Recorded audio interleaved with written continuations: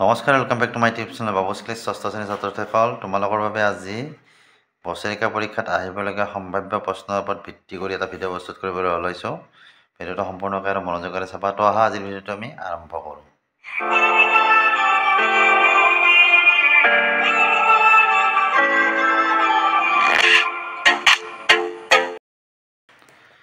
তো ইয়াত তথ্য সংগ্ৰহ আৰু বিচাৰৰ যিটো 9B আছে তাৰে 1 নম্বৰটো 2 নম্বৰটো তোমালোকে চাবা, আহিব পাৰে পৰীক্ষাত। এইপিনে জোখমাক চেপ্টাৰটো যে আছে, ইয়াত যে কিছুমান ইয়াত সূত্ৰ দিয়া আছে, দেখা পাইছানে? আয়তৰ পৰিসীমা, সামন্তৰিকৰ পৰিসীমা কি, এইবিলাক তোমালোকে মনত ৰাখিবা। 190 পেজত 1 নম্বৰ যিটো উদাহৰণ আছে এইটো চাবা, 2 নম্বৰ উদাহৰণটো চাবা, তাৰপিছত ইফালে আছে 191ত থকা 1 নম্বৰ উদাহৰণটো আৰু তলত থকা 2 নম্বৰ উদাহৰণটো পৰীক্ষাত আহিব পাৰে, চাবা। পেজ নাম্বাৰ 192 এই যে উদাহৰণ আছে, এটা সুষম পঞ্চভুজৰ এটা বাহুৰ দিশ 20 সেণ্টিমিটাৰ পৰিমাণ নিৰ্ণয় কৰা, আৰু যিটো 2 নম্বৰ আছে এটা নিয়মিত অষ্টভুজৰ পৰিমাণ 96 সেণ্টিমিটাৰ, এটা বাহু কিমান দীঘল। তাৰে আগতে কি কৰিবা, এই যে সূত্ৰ কথা দি আছে, সমপ্ৰতিভুজৰ পৰিসীমা কি ওলা সূত্ৰটো, সুষম পঞ্চভুজৰ পৰিসীমা ওলা সূত্ৰটো, এইবিলাক তোমালোকে মুখস্থ ৰাখিব লাগিব। এইবিলাক 1 মাৰ্কৰ কুৱেশ্যনৰ বাবে দিয়া হয়। এইপিনে অনুশীলনী 10.10 3 নম্বৰটো চাবা, দিব পাৰে চিত্ৰ সহকাৰে। অনুশীলনীৰে এই যে 2 নম্বৰটো আছে এইটোৰ প্ৰশ্ন দিব পাৰে। তাৰপিছত তলত দেখিছে চোৱা, এইপিনে যে আছে,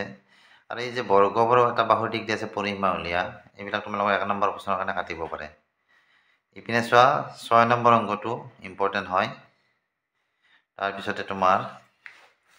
তলত দেখি 12 নম্বৰ অংকটো, 10 নম্বৰ অংকটো আৰু 13 নম্বৰ অংকটো, এইকেইটা চাবা। আৰু ইপিনে 14 নম্বৰ অংকটো, এইকেইটা ইম্পৰ্টেণ্ট হয়। পেজ নাম্বাৰ 200 উদাহৰণ যে 3 আছে, এখন আয়তাকাৰ মজিয়া কালি ইমান বৰ্গ ফুট, মজিয়াখনৰ প্ৰস্থ 12 ফুট, মজিয়াখনৰ দিশ নিৰ্ণয় কৰা, চাবা। 201ৰ 2 নম্বৰ যিটো উদাহৰণ আছে, উদাহৰণ এইটো অংকটো চাবা। অনুশীলনী 10C তোমালোকে আয়তৰ কালি নিৰ্ণয় কৰা আৰু যাৰ দিশ আৰু প্ৰস্থ ক্ৰমে এৰে 2 নম্বৰটো আৰু 3 নম্বৰটো, তাৰপিছত বৰ্গৰ কালি নিৰ্ণয় কৰাৰ 1 নম্বৰটো চাবা আৰু 2 নম্বৰটো চাবা। এবাৰ 4 নম্বৰ অংকটো চাবা। আৰু এইপিনে থকা 5 নম্বৰটো আৰু লাষ্ট যে আছে 8 নম্বৰটো, এইকেইটা অংক তোমালোকৰ কাৰণে ইম্পৰ্টেণ্ট হয়। পেজ নাম্বাৰ 206 উদাহৰণ হ'ল 2 নম্বৰটো। এই যে 2 নম্বৰ উদাহৰণটো আছে, এইটো চাবা, আহিব পাৰে পৰীক্ষাত। আৰু এইপিনে 207 নম্বৰ পেজ, 207 নম্বৰ পেজত এই যে উদাহৰণস্বৰূপে দিয়া আছে যে বৰ্গৰ পৰিমাপ 4L, বৰ্গৰ কালি L স্কুৱেৰ, এইবিলাক কিন্তু তোমালোকে মুখস্থ কৰিব লাগিব। তাৰপিছতে চোৱা 11A যিটো অনুশীলনী আছে, তাৰে খালী ঠাই পূৰ কৰা আৰু 2 নম্বৰত যে আক্ষৰিক সংখ্যাৰে প্ৰকাশ কৰা, এইবিলাক চাবা দেই, 1 মাৰ্কৰ কুৱেশ্যনৰ কাৰণে এইবিলাক কাটি দিয়ে। তাৰপিছতে এই চেপ্টাৰটোৰে 4 নম্বৰ অংকটো, 5 নম্বৰ অংকটো, তিনিটা ইয়াত উলিয়াব পাৰিছে, 3টা নহয়, হয়তো এটাই দিব, দিশ কিমান বা পৰিসীমা কিমান বা কালি কিমান, যিকোনো এটা দিব। 6 নম্বৰ অংকটো, ইফালে 7 নম্বৰ অংকটো আৰু 8 নম্বৰ, এইকেইটা তোমালোকে চাবা। তাৰপিছত এইটোও দিব পাৰে, মৌচুমীৰ বৰ্তমান বয়স M বছৰ, 4 বছৰ পিছত মৌচুমীৰ বয়স কিমান হ'ব। ইয়াত যে 3টা অংক আছে, 3টা একেলগে নিদিয়ে, তাৰ যিকোনো এটা হয়তো দিব তোমালোকক। 213 নম্বৰ পেজ, দেখা পাইছানে? 213 নম্বৰ পেজত এই যে আছে, কেৱল এটা মাত্ৰ পদৰ ৰাখিব একপদ বোলে, তাৰমানে এই যি দেখা পাইছানে, উদাহৰণ দিব পাৰে যে একপদ ৰাখি এটা উদাহৰণ দিয়া। 2টা পদ থকা ৰাখিবোৰক দ্বিপদ ৰাখিবলৈ, দ্বিপদ ৰাখিলে এটা উদাহৰণ দিয়া, কোনবিলাক দ্বিপদ ৰাখি, দেখা পাইছানে? তাৰপিছত 3টা পদ থকা ৰাখিবোৰক ত্ৰিপদ ৰাখিবলৈ, ইয়াত 3টা পদ আছে কিন্তু সেইকাৰণে ত্ৰিপদ। একেদৰে 3টাতকৈ অধিক পদ থকা ৰাখিবোৰক বহুপদ ৰাখিবলৈ। তাৰপিছত উদাহৰণ 1টো, এই পদটোৰ পৰা চলক আৰু ধ্ৰুৱক বাছি লোৱা, দিব পাৰে, চাবা। তাৰপিছত এইফালে যে অনুশীলনী 11B আছে, 5টা বীজগণিত ৰাখি উদাহৰণ, 5টা নহয় তোমালোকক 2টা দিব পাৰে, চাবা। তলৰ পদবোৰৰ পৰা চলক আৰু ধ্ৰুৱক বাছি লোৱা, এইখিনিও চাবা আহিব বীজগণিত ৰাখিবলৈ পদবোৰ লিখা কিমানটা পদ আছে তাৰমানে সেই লিখিব দিছে কেইটাকৈ পদ আছে সেইটো এতিয়া চাব দিছে তাৰপিছত এই 6 নম্বৰ যে আছে xৰ সহগ এইটো চাব মানে ইয়াত তোমাৰ 2 নম্বৰটো ইম্পৰ্টেণ্ট হয় আৰু 4 নম্বৰটো ইম্পৰ্টেণ্ট এইটো চাবা সাংখ্যিক সহগ লিখা 2 নম্বৰটো আৰু 1 নম্বৰটো ইমানত x স্কোয়াৰ z ৰ সহগ কিমান চাবা আহিব পাৰে এই তিনিটাই চাবা 8 9 10 প্ৰশ্ন আহিব পাৰে যে এটা চলকত থকা ৰৈখিক সমীকৰণৰ বীজ কিমান দেখি দিছে যে এটা চলকত থকা ৰৈখিক সমীকৰণৰ বীজ মাত্ৰ এটা আহিব পাৰে ইপিনে তলৰ সমীকৰণ কেইটাৰ পৰা চলক চিনাক্ত কৰা চাবাচোন বন্ধনীত দিয়া চলকৰ মানে সমীকৰণটো সিদ্ধ কৰে নকৰে এইবিলাকো দিব পাৰি উঠে 1 নম্বৰ কাৰণে শুদ্ধটোতো বাছি লোৱা ইয়াৰ পৰা দিব পাৰে চাবা অনুপাত আৰু সমানুপাত যেটো চেপ্টাৰ আছে ইয়াতে তোমালোকৰ এই যে এইকেইটা দিয়া আছে যে অনুপাতৰ প্ৰথম পদক পূৰ্ব পদ আৰু দ্বিতীয় পদক উত্তৰ পদ বোলে মুখস্থ কৰিবা কিছুমান অনুপাতৰ পূৰ্ব পদ আৰু উত্তৰ পদ একে হয় তেনে অনুপাতক একক অনুপাত বোলে একক অনুপাত কাক বোলে সুধিব পাৰে কিছুমান অনুপাতৰ পূৰ্বটো উত্তৰ পদতকৈ ডাঙৰ তেনে অনুপাতক গুৰু অনুপাত আৰু কিছুমান অনুপাতৰ পূৰ্বটো উত্তৰ পদতকৈ সৰু তেনে অনুপাতক লঘু অনুপাত বোলে এইবিলাক মুখস্থ থাকিব লাগে তেতিয়াহে প্ৰশ্ন আহিলে উত্তৰ কৰিব পাৰিবা তাৰপিছতে আছে তোমাৰ 224 নম্বৰ পেজৰ যেটো 3 নম্বৰ উদাহৰণ এইটো চাবা 4 নম্বৰ উদাহৰণটো চাবা ইপিনে 6 নম্বৰ উদাহৰণটো চাবা 225 নম্বৰ পেজৰ অনুশীলনীত কি আছে 12 এৰ অনুশীলনী 3 নম্বৰ যেটো আছে অনুপাত নিৰ্ণয় কৰা এইটো চাবাচোন 1 নম্বৰটো ইম্পৰ্টেণ্ট লগতে তোমাৰ 4 নম্বৰটো ইম্পৰ্টেণ্ট 5 নম্বৰটো চাবা 6 নম্বৰটো চাবা এফালে 8 9 ফলত যে আছে 8 9 এইপিনে 11 নম্বৰটো ইম্পৰ্টেণ্ট হয়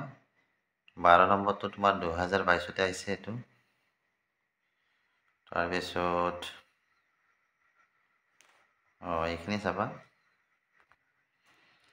তাৰপিছত 12ৰ বিৰ তলত দিয়া সমানুপাত আছে নে 1 নম্বৰটো ইম্পৰ্টেণ্ট তাৰপিছত তলৰ কোনবোৰ সমানুপাত আছে ইয়াৰ 2 নম্বৰটো ইম্পৰ্টেণ্ট হয় ক্ৰমিক সমানুপাত আছে নে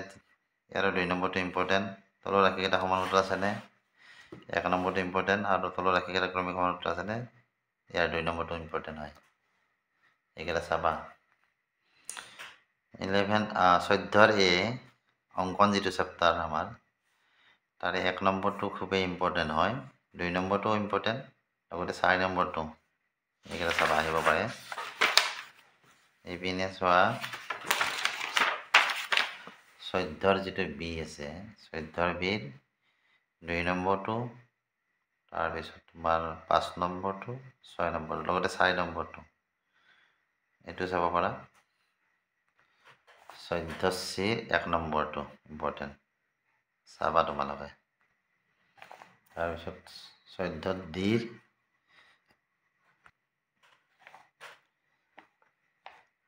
80 ডিগ্ৰী কোণ জোখৰ কোণ এটা আঁকা কোণটো সমদ্বিখণ্ডিত কৰা এইটো চাবা